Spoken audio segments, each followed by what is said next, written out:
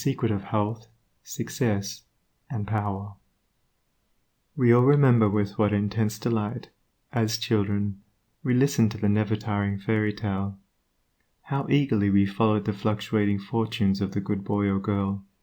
ever protected in the hour of crisis from the evil machinations of the scheming witch, the cruel giant, or the wicked king.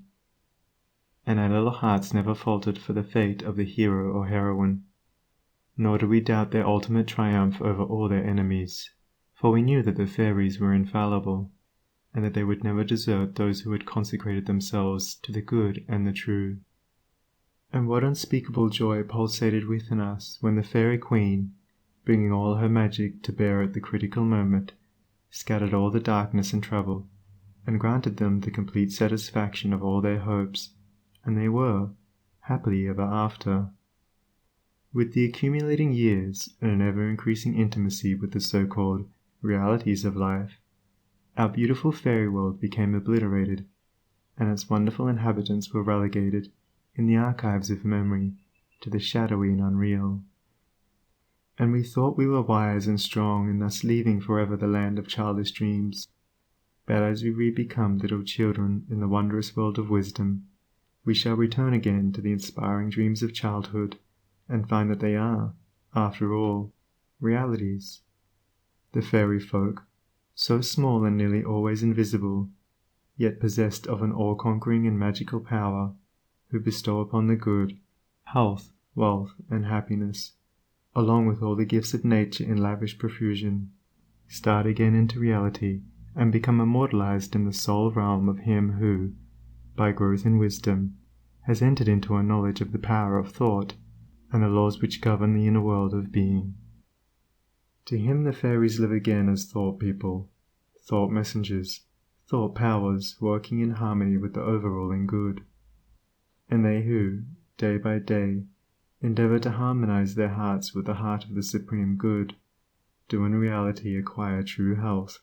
wealth, and happiness. There is no protection to compare with goodness,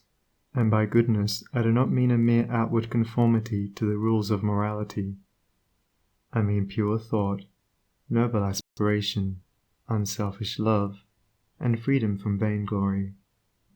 To dwell continually in good thoughts is to throw around oneself a psychic atmosphere of sweetness and power which leaves its impress upon all who come in contact with it. As the rising sun puts to rout the helpless shadows, so are all the impotent forces of evil put to flight by the searching rays of positive thought which shine forth from a heart made strong in purity and faith. Where there is sterling faith and uncompromising purity, there is health,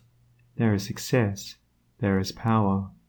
In such a one, disease, failure, and disaster can find no lodgment, for there is nothing on which they can feed. Even physical conditions are largely determined by mental states, and to this truth the scientific world is rapidly being drawn. The old, materialistic belief that a man is what his body makes him is rapidly passing away, and is being replaced by the inspiring belief that a man is superior to his body, and that his body is what he makes it by the power of thought. Men everywhere are ceasing to believe that a man is despairing because he is dyspeptic, and are coming to understand that he is dyspeptic because he is despairing, and in the near future, the fact that all disease has its origin in the mind will become common knowledge. There is no evil in the universe but has its root and origin in the mind, and sin, sickness, sorrow, and affliction do not, in reality, belong to the universal order, are not inherent in the nature of things, but are the direct outcome of our ignorance of the right relations of things. According to tradition, there once lived, in India, a school of philosophers who led a life of such absolute purity and simplicity that they commonly reached the age of 150 years, and to fall sick was looked upon by them as an unpardonable disgrace, for it was considered to indicate a violation of law. The sooner we realize and acknowledge that sickness, far from being the arbitrary visitation of an offended God, or the test of an unwise providence, is the result of our own error or sin, the sooner we shall enter on the highway of health. Disease comes to those who attract it, to those whose minds and bodies are receptive to it, and flees from those whose strong, pure, and positive thought sphere generates healing and life-giving currents. If you are given to anger, worry, jealousy, greed, or any other inharmonious state of mind and expect perfect physical health, you are expecting the impossible, for you are continually sowing the seeds of disease in your mind.